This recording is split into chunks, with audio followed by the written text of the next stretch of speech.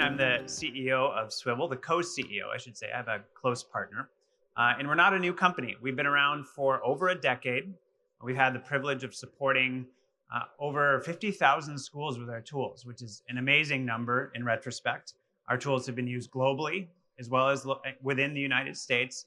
And it's been a real joy to work with so many educators, address their needs, and find ways to build solutions that meet more of their needs. And over those years, not only have we had a really successful tool for video coaching, we've also innovated continuously with student apps and teacher apps over the years. And I'm here to share with you our newest tools, M2.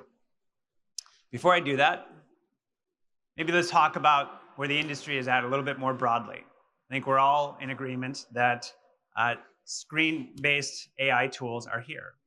Almost every vendor here is bringing some sort of solution to help student learning, whether it's reading, writing, math, and they're going to do great things. And that's, I think, unambiguous. The early signs are really strong that they can create great results, improve learning, and improve outcomes. And so it's a really exciting time to be in education because of that possibility. But I think the interesting other side of that is even the leading proponents of these tools believe you have to limit how much of it students get. You can't have 6 to 8 hours of screen time and educate a child.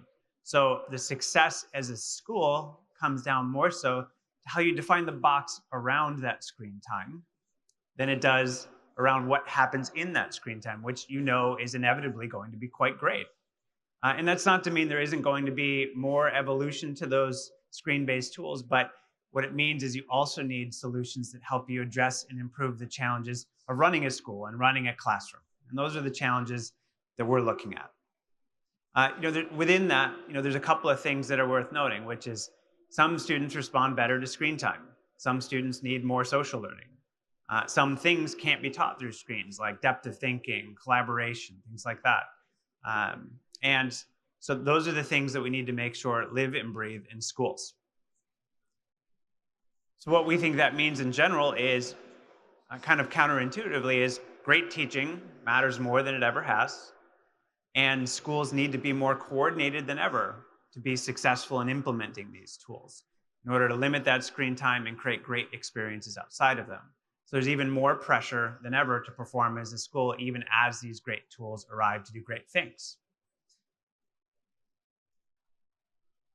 And the real challenge around that is teaching as a job is already overburdened, whether it's the professional development, the planning, the collaboration, or just the challenge of managing a modern classroom. It's an incredibly challenging job. As the last speaker said, she doesn't know any teacher who only works 40 hours a week. Everybody works excessive hours to try to manage that. And one, there's lots of great teachers who do that, but the cost of that has been it's a less enjoyable job. And you see the effects of that in teacher retention, teacher recruitment, and in general, our ability to bring great teachers into the workforce. It's just not an enjoyable job even today. We can't add more on top of that without helping them to solve that job. So what we're creating are tools to do that. We call it M2, which is a creative riff on the idea of giving teachers an R2-D2 unit to help them teach the class better.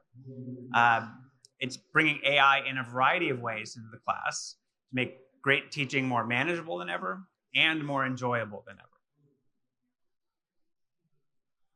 Now, a lot of people at this show ask, why did you build a physical device? Why is this not a piece of software, right? And this is the device here. It's, by the way, it's running right now, listening to what I'm doing. And one of the most important things that it does is it gathers the context of the class. So I'm wearing a microphone on top of the microphone you're hearing me through. I have a remote controls from there. I can listen to the teacher. I can listen to the class. I can observe what's going on the camera. And the hardware is there to make sure you hear and see what you need to see to be a great teaching partner and to get that context necessary to be a partner with teachers. And that's what it's aimed to do. So it's always listening, always there to help. And then it helps in a variety of ways.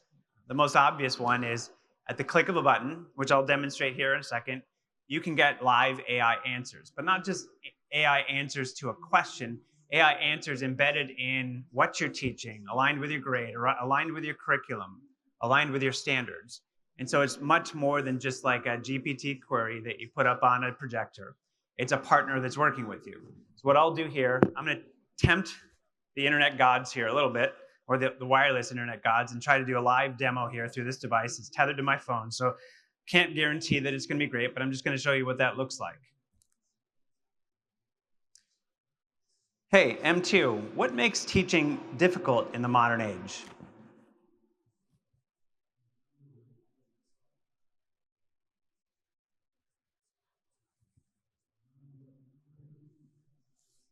Hmm?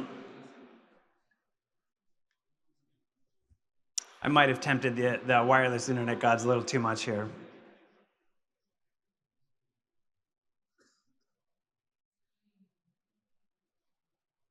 All right, we're going to skip that here.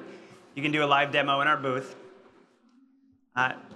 Once it's connected to good internet, it gives pretty instantaneous answers to anything. And so there's a couple of ways that teachers use that. One really basic way is to engage students. They can have it model questions for their students, or they can have it pose questions to their students.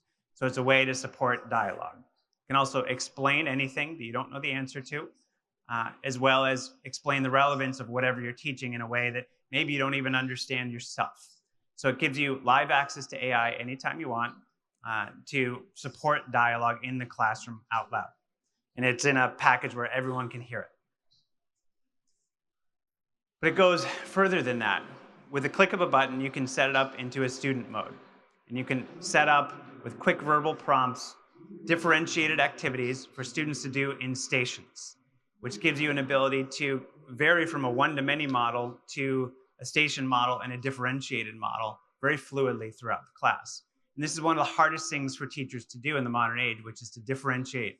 They both are lacking the information, but really the physical ability to separate their class quickly and organize that. And so what this does by having a physical device that interacts with students and guides them is they can set that up pretty much instantaneously. It gives them new ways to attack guiding the classroom. Third is we're bringing insights in a variety of ways around students that screen-based activities don't necessarily bring. Not only is it assessing those skills that screens don't build, like depth of thinking, but we can also report on the social and emotional well-being of the student as they're going through the learning experience and present them in dashboards for teachers to review and build their plans on. And overall, this is kind of the secret sauce, and it's something that you can try today, is it makes the process of getting feedback as an educator more enjoyable. So what it does is it's giving, in the background, live feedback to teachers on what they could do better or differently in the moment, pacing, questions, different instructional strategies. So it gives them a way to get feedback for the first time without the judgment of another person in the loop and without any delay associated with that. And that really changes what's possible in terms of educator development.